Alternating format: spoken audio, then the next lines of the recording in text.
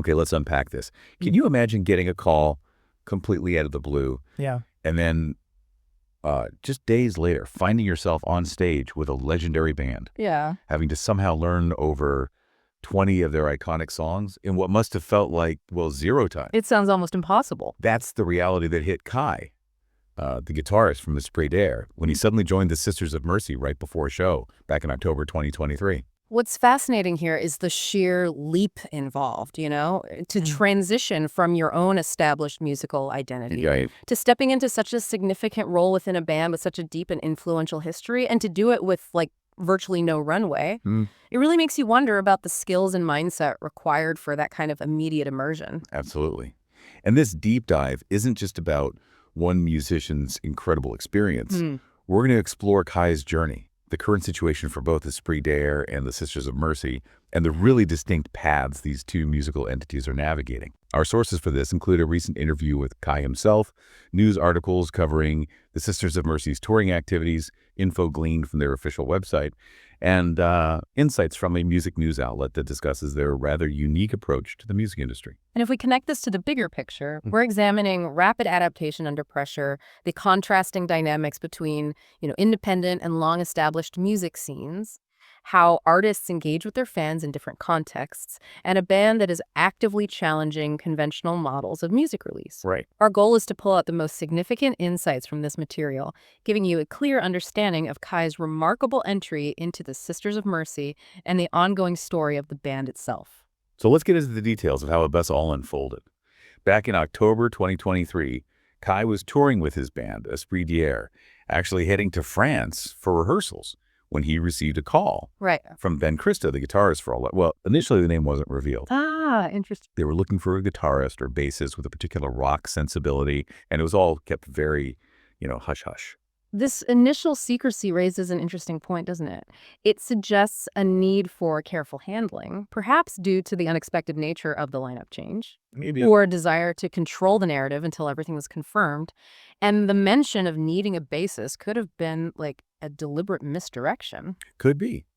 And despite being in the middle of his own band's schedule, Kai said he could potentially make it work. Okay. The very next day came the big reveal. It was the Sisters of Mercy, and they needed someone immediately. Wow. The timeline was truly compressed.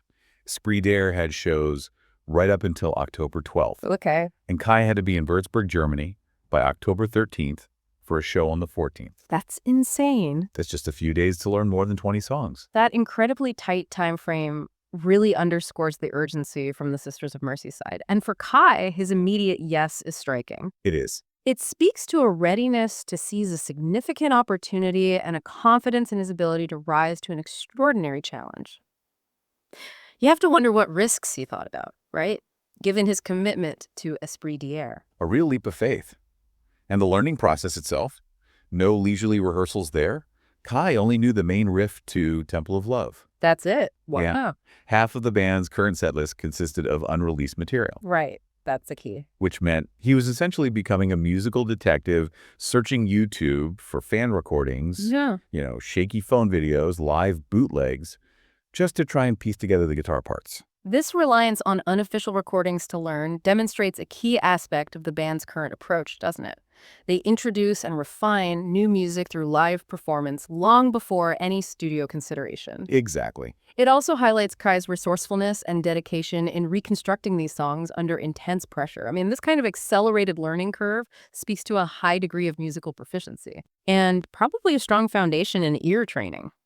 It's pretty rare to see a musician integrate into such a complex catalog so quickly. Suggests a deep understanding of musical structures. He even went as far as subscribing to YouTube Premium, specifically so he could download those often low-quality videos. Well, really? To study them offline during all his travel between EspritDAir's remaining shows. Smart. Every spare moment on planes, in hotels, was dedicated to absorbing these songs by ear and figuring them out on his guitar. The mental discipline required for that level of rapid information processing is considerable. It's not just about physical repetition on the instrument, right? It's about training your auditory memory and cognitive abilities to retain and process a huge volume of intricate musical information in an extremely limited time frame. And even with this monumental task looming, while he was performing with EspritDAir during those last few shows, Kai made a point of staying completely focused on his own band. He Right. really compartmentalized the two situations. That ability to maintain focus on his existing commitments while simultaneously preparing for a major new role demonstrates a high level of professionalism and mental agility. Totally. It's a testament to his experience as a touring musician to be able to, compartmentalize those demands. But here's where it gets really interesting. When actual guitar practice wasn't possible, like during flights, Okay. Kai used mental visualization. He would listen to the songs and actively imagine his fingers moving on the fretboard, picturing himself playing the parts. Ah, the mental rehearsal technique. Exactly. He credited this as being absolutely crucial, saying that while physical practice is vital, mentally absorbing the music was half the battle. That technique, mental rehearsal, it's a well-established strategy used by performers, athletes. It allows you to strengthen neural pathways and internalize the material even when you can't physically engage with it. It's about building that muscle memory in your mind's eye, sort of. So fast forward to the day of his first show with the Sisters of Mercy. There was a quick 30-minute run-through in a hotel room with Chris Catalyst, Just 30 minutes. and then a very short sound check, and that was it. The initial plan was for Kai to simply watch from the side of the stage, maybe play along silently Okay, yeah. to get a feel for it, but he decided to just go for it and play the actual show. Wow. That decision to jump straight into a live performance in front of an audience showcases a remarkable level of confidence and, well, a willingness to embrace risk. Yeah, definitely high stakes. High stakes, but clearly one that ultimately paid off. And the emotional impact of that first show really hit him later in the catering area. Yeah. He actually started crying. Oh, wow. The enormity of the situation sinking in that he was now on stage touring with this iconic band, it had become his reality. That emotional response is completely understandable. The sudden dramatic shift in his circumstances, the weight of the band's legacy, and the culmination of that intense period of learning and preparation likely all contributed to that overwhelming moment of realization. The crowd's reaction was fantastic. He felt a lot of warmth and support, and he even joined in on some of the backing vocals. Great. And at the end of those initial shows, Andrew Eldritch took Kai by the hand and brought him to the center of the stage for the final bow together. Oh, that's huge. More tears. He's clearly deeply appreciative of the opportunity given to him by Andrew and Ben. That gesture from Andrew Eldritch is incredibly significant, isn't it? Right. It's a public acknowledgement and acceptance of Kai into the established dynamic of the band. Totally. The emotional impact it had on Kai further emphasizes the personal weight of this transition. Now, while that initial tour in late 2023 was focused on performing the existing songs as faithfully as possible, since the beginning of 2025, Kai has been given the opportunity to actually create new guitar parts for some of the band's long-awaited unreleased tracks. I Will Call You, but Genevieve, and Eyes of Caligula. Oh, interesting. So he's moved from just learning to actually contributing creatively. Exactly. His aim with these new parts, he described them as sparkly, clean melodies intended to add a new dimension to the songs. This progression from learning existing material to contributing his own creative ideas is a natural evolution within a band dynamic, I suppose. Yeah. It signals the band's trust in Kai's musical abilities and a willingness to incorporate his individual style into their sonic landscape, even on material that has existed in a different form for some time. Right. The description, sparkly, clean melodies, suggests maybe a departure from some of the sisters' more distorted or heavily layered guitar work, Could be. potentially adding a new textural element to their sound, maybe different effects, different playing techniques, something brighter. And the response to these changes has been overwhelmingly positive, which must be a huge affirmation for Kai. Definitely. He's also been working on refining the backing vocals to align with the band's signature deep and operatic quality. Ah, yes, that signature sound. And even taking on Ofra Hazah's iconic vocal parts in Temple of Love.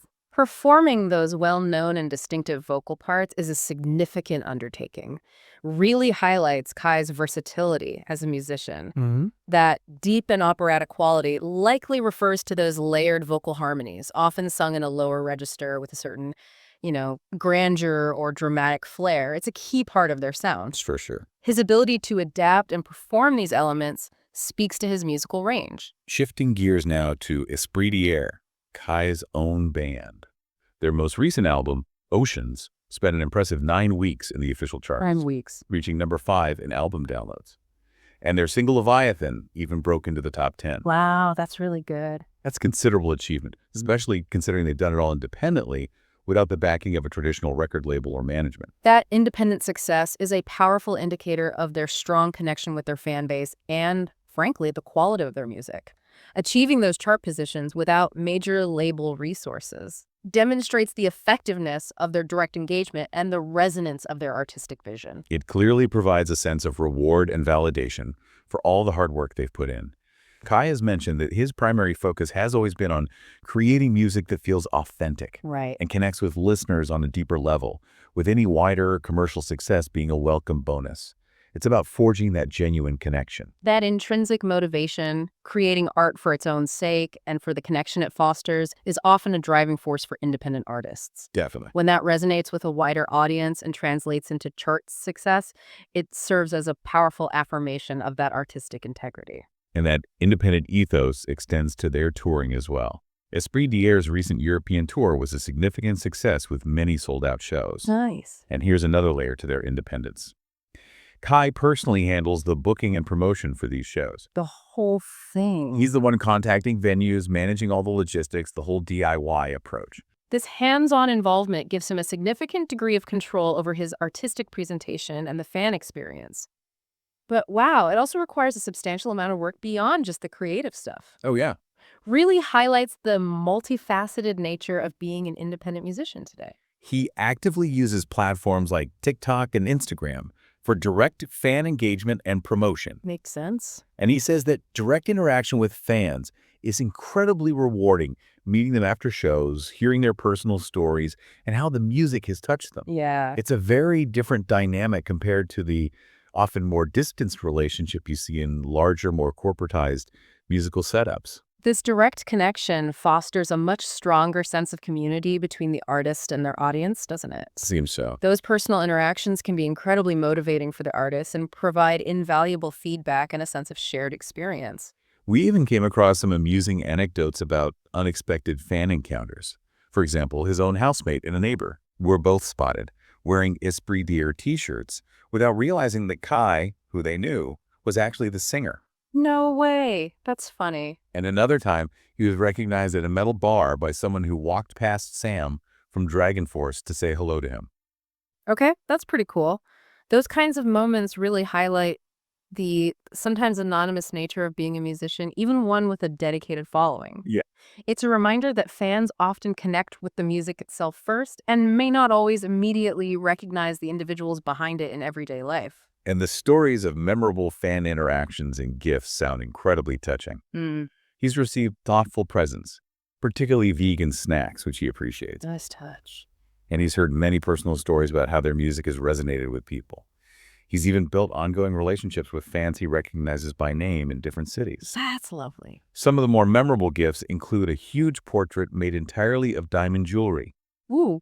and a 3D printed figure. Those kinds of gifts and the ongoing personal connection really underscore the deep emotional bond that can form between artists and their fans. Totally. It transcends simply enjoying the music. It becomes a meaningful part of their lives and a form of reciprocal appreciation. Now let's circle back to the Sisters of Mercy.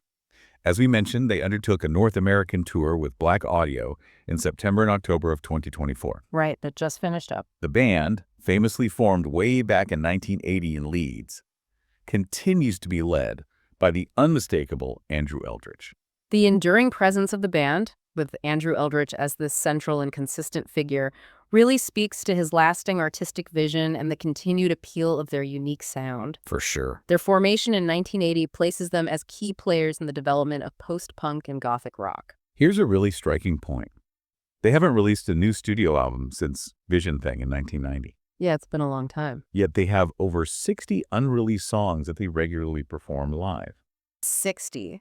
That's a significant body of work that hasn't been officially recorded. It's kind of wild, right? It really is.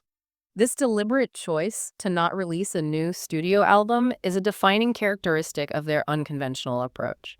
It creates a sense of exclusivity around their new material and makes their live shows the primary avenue for fans to experience it. It's a bold move, but you do wonder if this strategy risks alienating newer generations who mainly engage with music through recordings. What do you think? That's a good question. Maybe. And the band's lineup has seen some recent shifts. As we know, Kai has stepped in, replacing Dylan Smith on guitar and backing vocals.